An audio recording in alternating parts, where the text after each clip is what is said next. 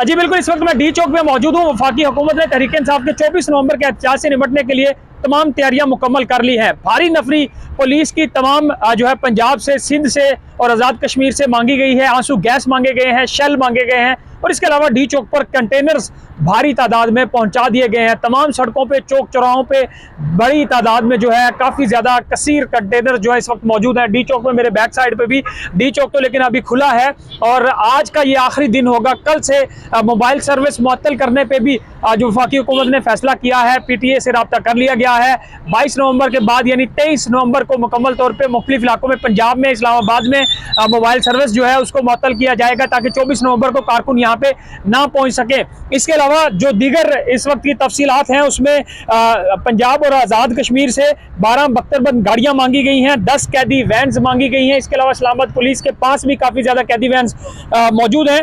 5000 anti ride जो है kits मांगी गई हैं, शेल जो है 10,000 मांगे गए हैं और 10,000 डंडे भी मांगे गए हैं मुख्तलिफ सिंध पुलिस से। सिंध पुलिस की भारी नफरी जो है तलब करने के अलावा 500 नए आंसू गैस शेल की जो गन्स होती हैं वो मांगी गई हैं।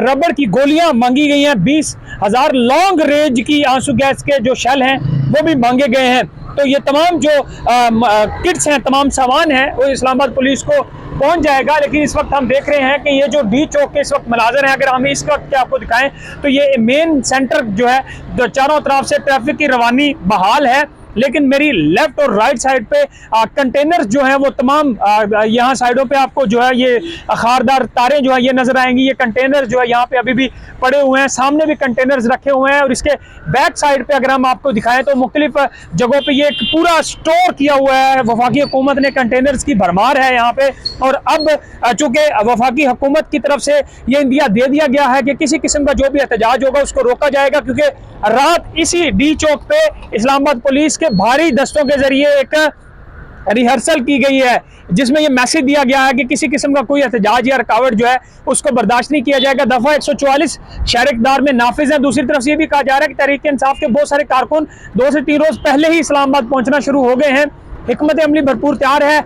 अली अमीन गंडापुर के डेला जेल में मुलाकातें जरूर चल रही हैं, मुज़ाकरात की बात जरूर हो रही है, लेकिन ये मुज़ाकरात कामयाब होंगे या नहीं होंगे वो एक कबल वक्त होगा। लेकिन तहरीक इंसाफ का एहतजाज अभी तक मौखर होता हुआ दिखाई नहीं देता। तो आज चूंकि आज एक ऐसा दिन है जिसके बाद इस्लामाबाद चारों तरफ से बंद करने की जो है वो प्लानिंग की गई है, नेटवर्क मुअत्तल करने की जो है प्लानिंग की गई है ताकि जो मुजाहिरीन आएंगे, जो एहतजाज करने के लिए लोग आएंगे, उनको वफाकी हुकूमत में घुसने ना दिया जाए। लेकिन डी चौक पे देखना होगा कि तहरीक इंसाफ अपना धरना करने में कामयाब हो जाएगी या नहीं।